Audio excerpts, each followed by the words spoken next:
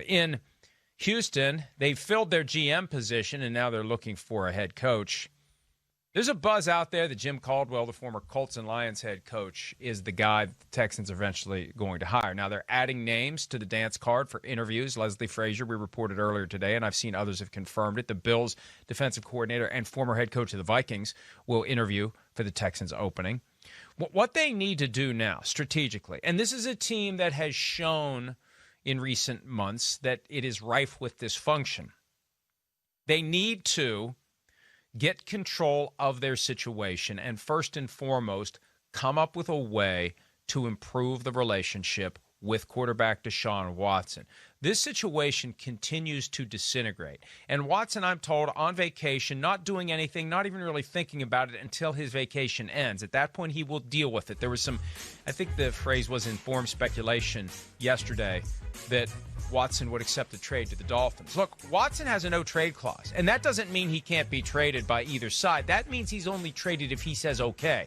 He's got the ultimate hammer over any trade talks, because if the Texans are talking to, and I'll just throw out a team, the Seahawks, not that that would ever happen, he could say, I don't want to go to Seattle. No, veto. Next. It's like when Elaine and Joel Rifkin were trying to figure out his next name.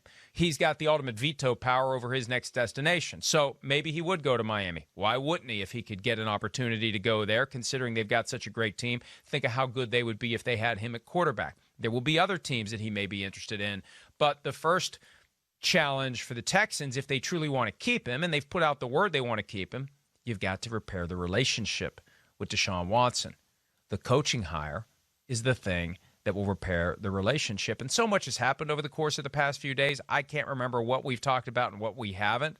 I think we've already talked about the idea that Deshaun Watson recommended Eric Bieniemy for the job in Houston, and the Texans refused to interview him. I mean, if they really want to create the impression they're placating Deshaun Watson, they'll interview Eric Bieniemy and potentially hire him.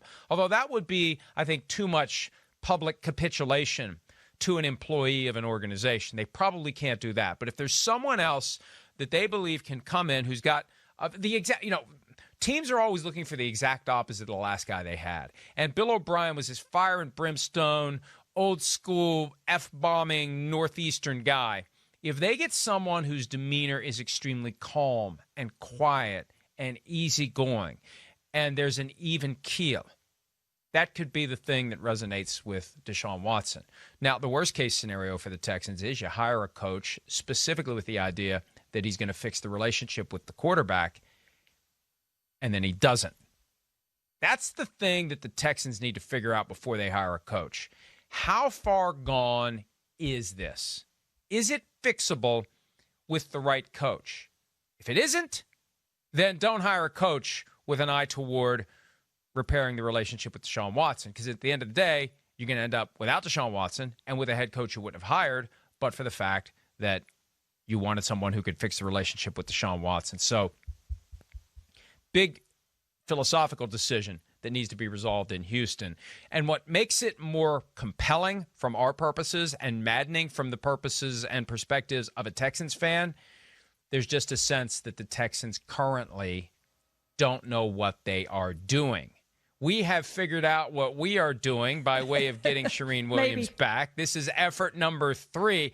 Charean, I don't know how much you've heard of what I was saying about the Texans and their coaching situation and the dysfunction that is there, but they've got to get rid of this dysfunction. And look, I'm sorry. People are like, why do you keep going after Jack Easterby? I keep going after Jack Easterby because he deserves to be gone after, because he has no business running a football operation, and all this dysfunction traces to him. The fact that Deshaun Watson wants out traces to him. And maybe, if it comes down to it, hey, and ask any football fan in the world, would you rather have Deshaun Watson or Jack Easterby employed by your team? There won't be a single person out there not related to Jack Easterby who says Jack Easterby. And I think some of the people related to Jack Easterby would probably still say Deshaun Watson, Charean.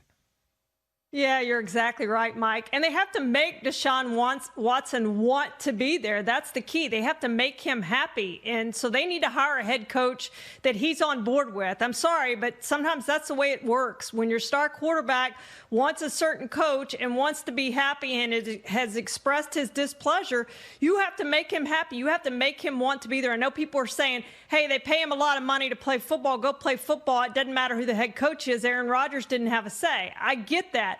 But he also can force his way out of Houston, Mike, and they have to make sure that he's on board with whoever they hire, or he is going to want out, and he is just going to be, as you said, just an employee and do the bare minimum, Mike.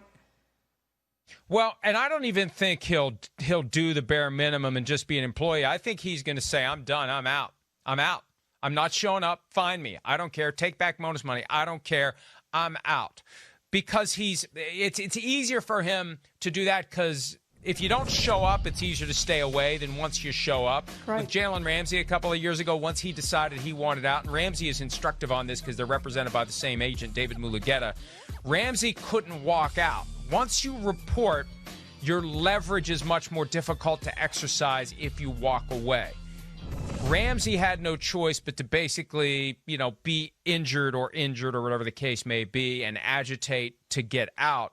Watson's in a much better position where he can just say, look, I'm done. It's over. I've crossed that bridge in my mind. I'm not coming back again. You need to accept that. You need to make decisions accordingly. And that gets back to what I was saying a few minutes ago, Charean.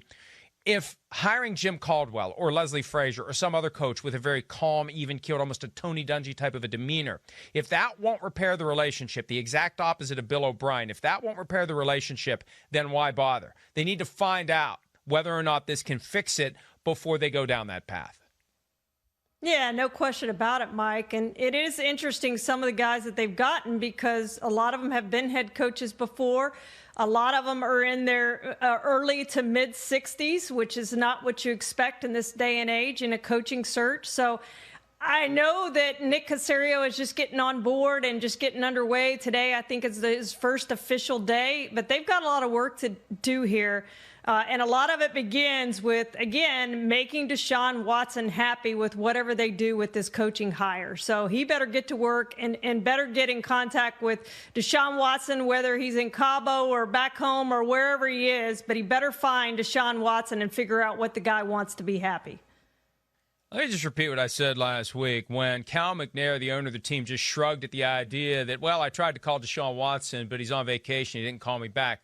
Look, when the guy who signs your extremely large checks tries to call you, if you're still interested in being employed by that person, you call him back. The fact that Watson didn't take the call and or immediately call Cal McNair back probably answers the question for McNair as to whether or not Deshaun Watson has crossed a bridge that he will not go back across. And he seems like the kind of guy who is not going to play games. Once he's done, he's done.